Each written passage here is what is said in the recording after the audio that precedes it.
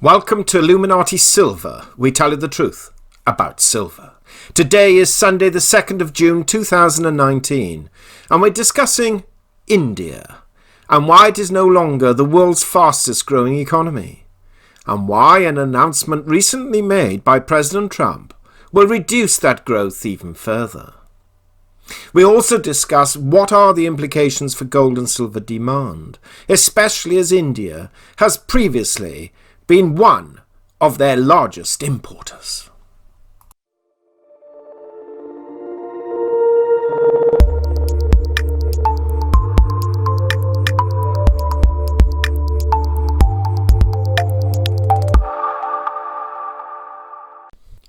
According to the latest data released by India's government, its economy has grown at its slowest pace in almost 5 years. In the past financial year, April 2018 to March 2019, the economy grew by 6.8%. And in the quarter between January and March, it expanded by just 5.8%, falling behind China's pace for the first time in nearly 2 years. This means India is no longer the world's fastest growing economy. One of the most pressing challenges for the country is job creation. The biggest criticism of Prime Minister Modi during his first term was his government's failure to generate employment. In fact, unemployment touched a 45-year high between 2017 and 2018. Many are now asking, now that Narendra Modi has won a second term with a landslide, what is he going to do about it? Especially as the new GDP data makes it clear that India is staring at an economic slowdown. Unlike China, over the past 15 years, India's economic growth has been driven by domestic consumption, but recent data suggests that consumer spending is slowing. Sales of cars, it is reported, and SUVs have slumped to a 7-year low. Tractor, motorbike and scooter sales are down. Demand for bank credit has struggled, to say the least.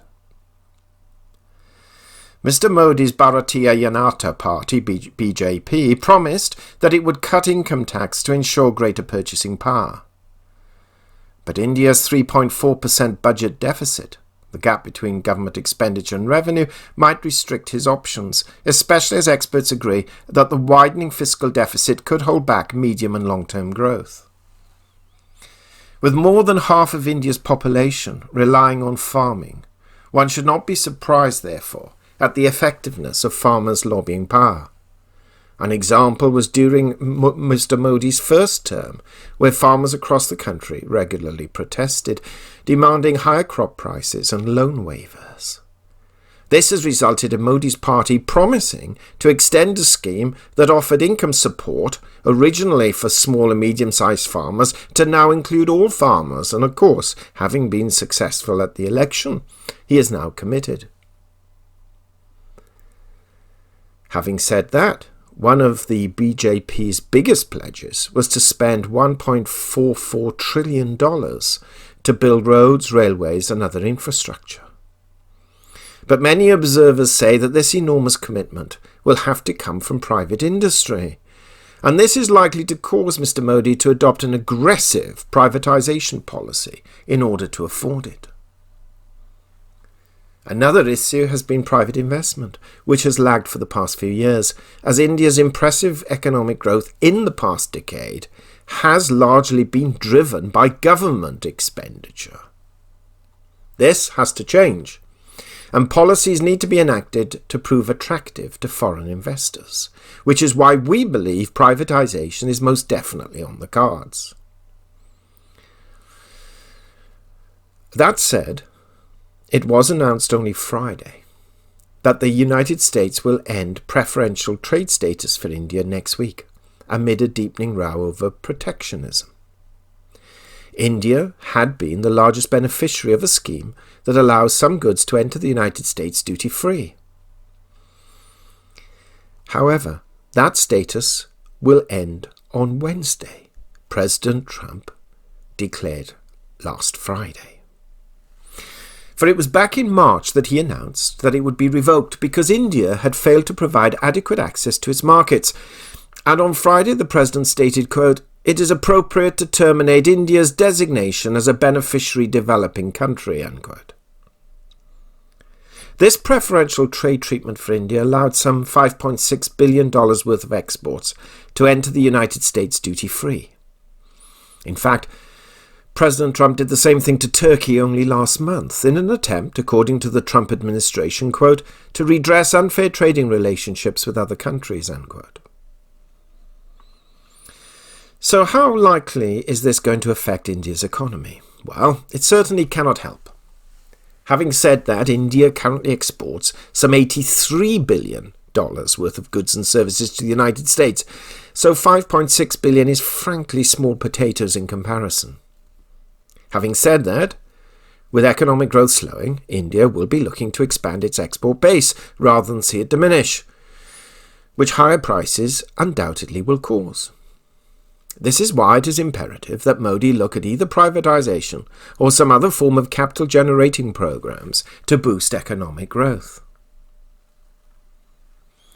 So what impact could this have on India's gold demand? Well, in 2018, its demand for gold fell by 1%, some 760.4 tonnes compared to 771.2 tonnes in 2017. Though many had predicted that it would be a much larger fall.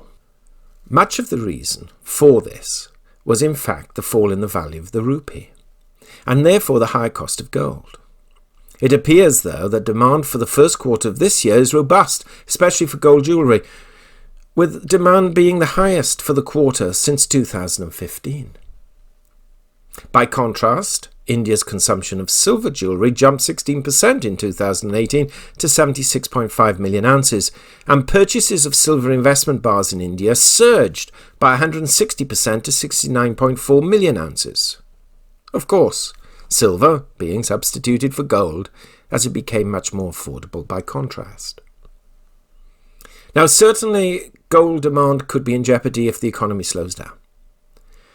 We frankly are not convinced that it will dramatically slow at this period in time, as we have confidence that Modi will adopt measures to boost the economy. Admittedly, easier said than done in a global situation of lower growth, and countries such as the US adopting protectionist trade measures. Nevertheless, the Indian economy is still relatively primitive in terms of financial sophistication, and therefore has an opportunity to maintain its high levels of growth, even if only achieved through domestic consumption, initially via infrastructure spend.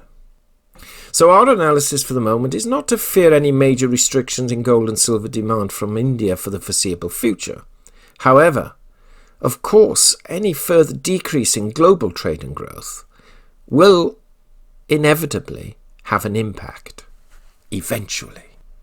What are your thoughts? Do share. We hope you have found this video interesting and informative, and if so, please give it a thumbs up and share it on social media. Please ensure that you have subscribed to our channel and press the bell sign so that you are notified of any future videos.